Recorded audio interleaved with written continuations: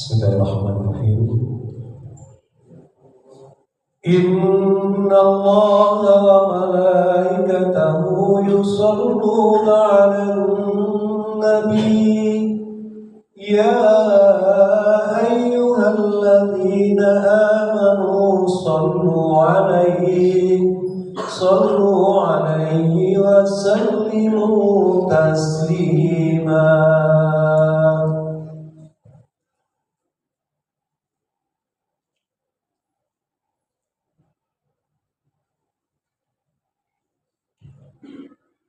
Bismillahirrahmanirrahim. Assalamualaikum warahmatullahi wabarakatuh.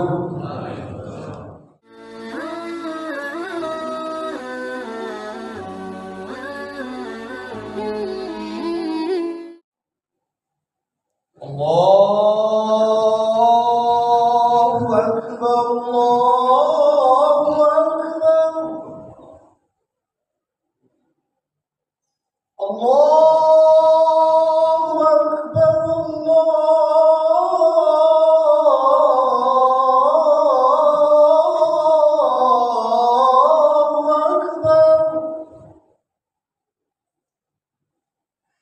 Asyhadu an la ilaha illallah.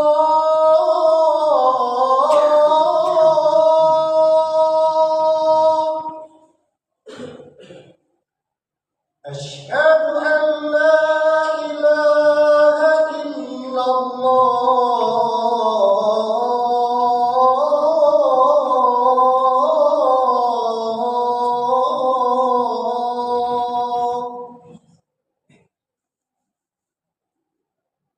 Asyhadu anna Muhammadar Rasulullah.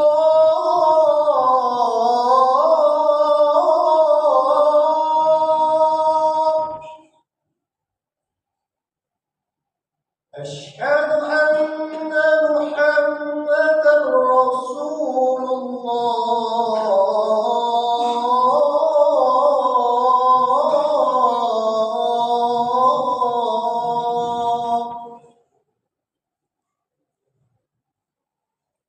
Hayya 'alas shalah.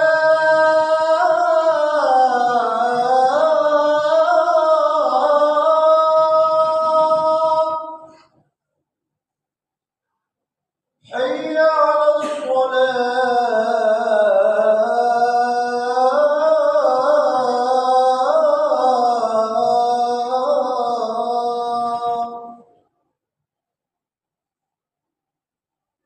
Hayya 'alal falah.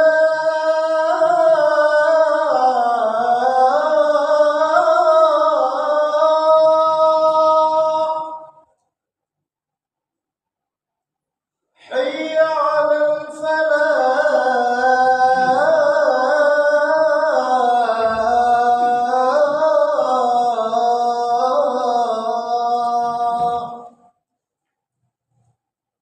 Allahu Akbar, Allahu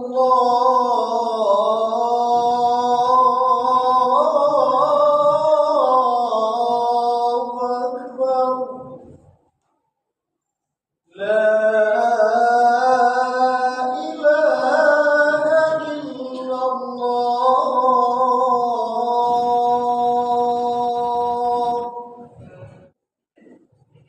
Alhamdulillahilladzi khalaqas samawati wal ardh wa ja'ala adh-dhulumati wan nur. Asyhadu an la ilaha illallah wahdahu la syarika lah wa asyhadu anna Muhammadan 'abduhu wa rasuluh. Allahumma shalli wa sallim wa barik ala sayyidina Muhammad wa ala alihi wa sahbihi ajma'in.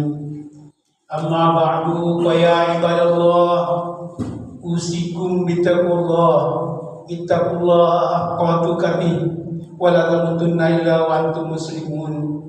Qala Allah ta'ala fil Qur'anil Karim, a'udzu billahi minasyaitonir rajim.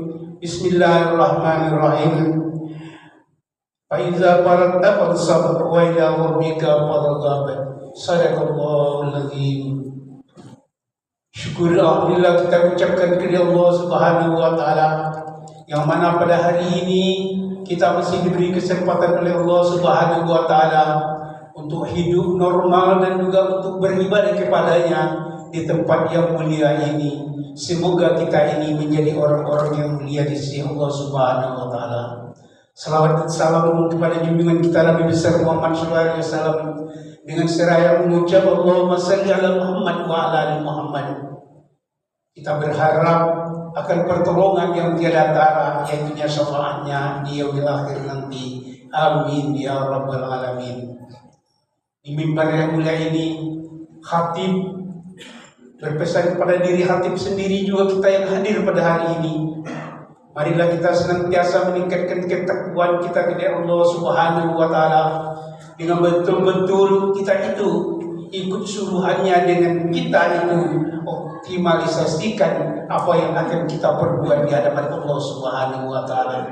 Sebab hal inilah yang akan menjadi nilai daripada Allah kepada kita, dan juga kita dengan senantiasa menjauhi semua larangan-larangannya, karena larangan itulah yang akan menjerumuskan kita di dalam azab Allah Subhanahu wa taala. Wa na'udzubillahi min dzalik.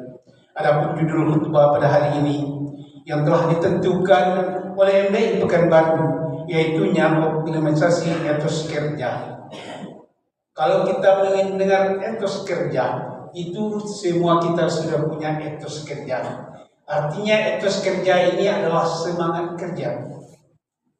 Sebagai manusia adalah berlainan daripada makhluk-makhluk lainnya, tidak sama. Disebutkan dalam surat At-Tin, dikatakan bahwa laqad khalaqnal insana fi ahsani taqwim. Diciptakan manusia itu dengan sebentuk yang bagus, dengan kejadian-kejadian yang sangat mulia. Artinya kita tidak sama dengan makhluk lain, diberi akal, diberi pemikiran, diberi hati, dan diberi semua yang ada. Itu adalah diperlukan bagi kita itu untuk apa? Yaitunya untuk beramal, atau yang disebutnya juga bekerja.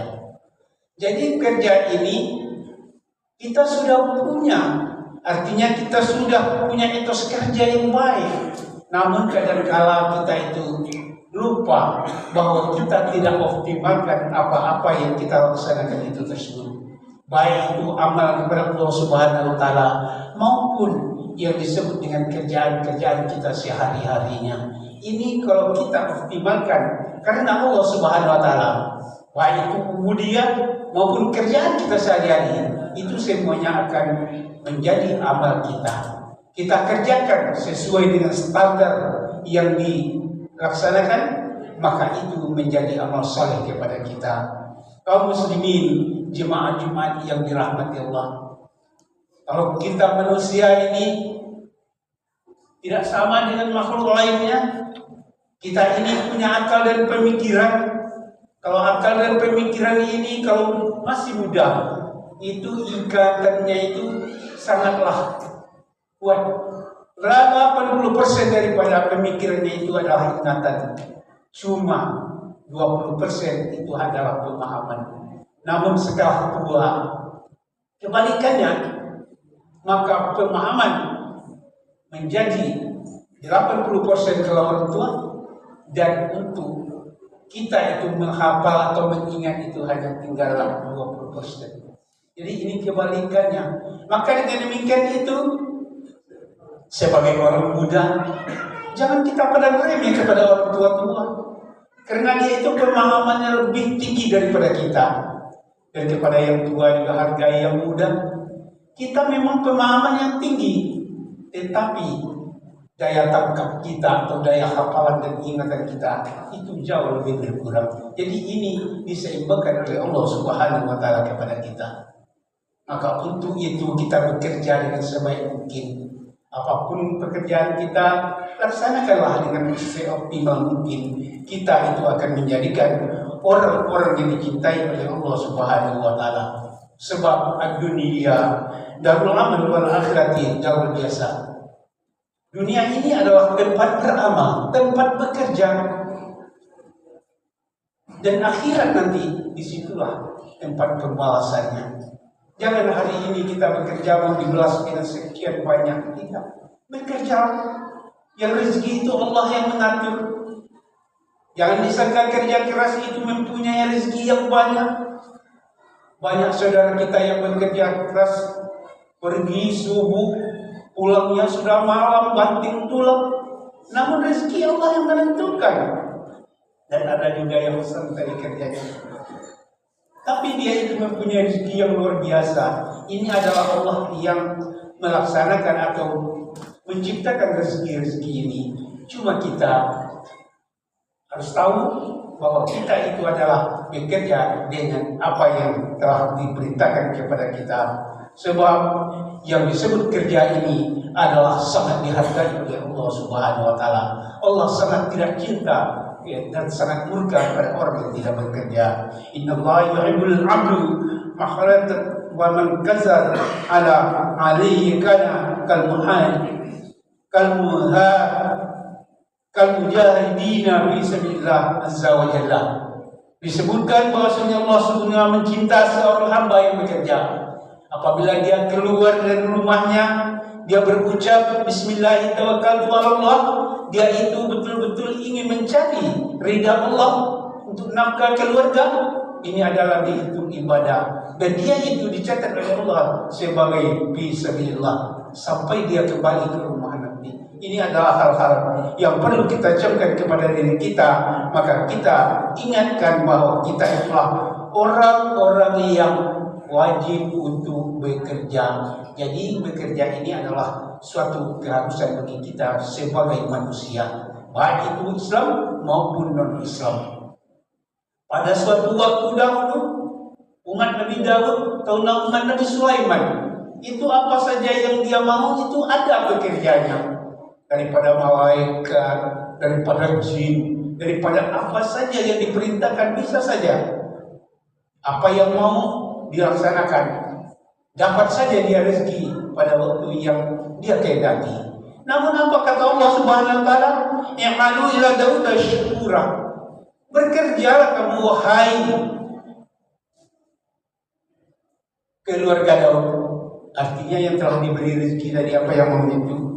Wa qalilan min ibadihi. Itu apa? Untuk syukur, supaya dia itu bersyukur. Jadi kita kerja ini sebagai syukur kita sebagai menjadi manusia. Sebab kalau bukan kita bekerja, ya seperti misalnya buruh, itu dia pergi pagi, pulang sore. Pagi dia itu pergi dari sangkar atau dari sarangnya, dalam perutnya itu yang disebut dengan lapar. Tapi pulang itu adalah dengan perut sudah kenyang. Tapi dia keluar dari sarangnya itu tidak menentu kemana arah. Tidak seperti kita manusia. Kita melangkah dari rumah sudah menuju pekerjaan kita. Ada yang ke kantor, ada yang bertani, ada yang berdagang. Sudah jelas apa yang kita laksanakan. Inilah kemewahan kita. Padahal burung itu dia mencari kemana-kemari saja, namun Allah yang memberi rezeki kepadanya. Maka sebagai tanda syukur kita, bekerjalah dengan optimal karena Allah Subhanahu wa Ta'ala. Jadi kalau kita seandainya bekerja itu, maka kita itu haruslah sesuai dengan apa yang kita miliki ilmunya. Sebab wala taqaf ma laysa laka bihi ilm. Bekerjalah kamu sesuai apa yang punya kamu itu ilmu. Artinya bila seseorang itu diberikan pekerjaan tak sesuai dengan ilmunya atau dengan keahliannya, tunggulah masa kehancurannya. Kita bisa saja dia itu hobinya berdagang, tapi disuruh dia itu untuk kerja yang lain, disuruh bertani. Mungkin petaninya itu tidak akan menjadi, sebab dia itu tidak bisa bertani. Maka sesuaikanlah apa yang kita disuruh oleh Allah Subhanahu wa Ta'ala dengan apa-apa yang bisa kita kerjakan dengan ilmu dan kepandaian kita sendiri. Sebab disebutkan allazi khalaqal mauta wal hayata liyabluwakum ayyukum ahsanu amala wa huwal azizul ghafur. Allah mengatakan Allah itu menciptakan yaitunya hidup dan mati itu untuk menguji kita, untuk melihat kita siapakah yang lebih baik amalnya. Jadi siapa yang baik pekerjaannya, di kantor dia bekerja dengan baik, petani dia bekerja dengan baik, itu amal. Jadi apa saja yang kita kerjakan karena Allah, nanti semuanya ganjarannya ada di sisi Allah. Bukan di masjid saja yang beramal. Ini hal-hal yang perlu kita camkan dalam diri kita supaya kita itu dapat mengatakan bahwa Allah Subhanahu wa Ta'ala dan Rasulnya sangat cinta kepada kita, dan apa-apa yang kita kerjakan itu diawasi semua. Wa amalu fasayarallahu amalu wa rasuluhu wal mu'minun. Bekerjalah kamu, maka Allah dan Rasulnya dan orang-orang beriman melihat akan pekerjaan kita itu. Ini dalam surat At-Taubah, surat ke-9 ayat 105. Jadi hal-hal yang kita kerjakan itu sekecil apapun, begitu juga dengan niat kita sekecil apapun, maka itu akan dinilai di sisi Allah Subhanahu wa Ta'ala. Maka perlu bagi kita seperti ayat yang dikatakan tadi, fa iza faragta fansab wa ila rabbika farghab. Apabila kita sudah mengerjakan suatu hal, jangan berpangku tangan lagi, cari kerjaan yang lain. Sebab kita manusia ini banyak kerjanya. Kalau seandainya sudah pekerjaan itu selesai, tapi kita mau istirahat sebentar boleh, tapi jangan lupa kerjaan-kerjaan yang itu laksanakan agar kita mendapat balasan dari Allah Subhanahu wa Ta'ala. Jadi balasan-balasan inilah yang akan menjadi bagi kita itu ya'mal miskala dzarratin khairan yarah wa may ya'mal miskala dzarratin syarran. Sedikit saja kita berbuat kebaikan, ada balasan di sisi Allah, akan kita lihat nanti. Kalau kita itu ikhlas, akan kita terima ibadah. Dan jika sedikit juga kita berbuat akan kemaksiatan, maka itu juga akan dibalas dengan kemaksiatan dari Allah Subhanahu wa Ta'ala dengan imbalan dosa-dosa. Maka marilah kita camkan kepada diri kita, apapun kerjaan kita, tekunilah dan berharap kita itu bahwa ini adalah yang dilaksanakan, ini adalah yang telah diwajibkan Allah kepada untuk membiayai diriku dan juga untuk memberi biaya kepada keluarga. Ini adalah dengan fisabilillah, dan haram bagi orang yang mampu bekerja untuk meminta-minta atau menengadahkan tangan. Kadang-kadang kan kita ini saja, memang kita itu orang yang misalnya kurang kerjaan, tapi ada saudara kita atau yang tetangga dan sebagainya yang kira-kira kita anggap mampu, maka kita mengharapkan hanya mengulur tangan dan minta terus. Ini bagi kita ini adalah diharamkan. Kalau seandainya kita mampu, maka kita itu lebih baik memukul wajah kita sendiri selama 40 hari daripada meminta kepada orang, padahal kita itu adalah mampu. Ini jauh lebih dahsyatnya bagi orang yang meminta-minta. Jadi kita hindarkanlah hal yang demikian itu. Semoga kita dididik oleh Allah Subhanahu wa Ta'ala. Apa saja etos kerja kita itu tingkatkan dengan seoptimal mungkin. Barakallahu lakum fil Qur'anil azim wa nafa'ani wa iyyakum bima fihi min ayatin wa dzikril hakim. Aqulu qawli hadza wa astaghfirullaha li wa lakum wa li sa'iril muslimin wal muslimat wal mu'minin minal fastaghfiruhu wal ghafurur rahim. Allahumma salli ala sayyidina Muhammad wa ala ali sayyidina Muhammad wa sallim wa radiyallahu tabaraka wa ta'ala an kulli sahabati rasulillahi ajma'in.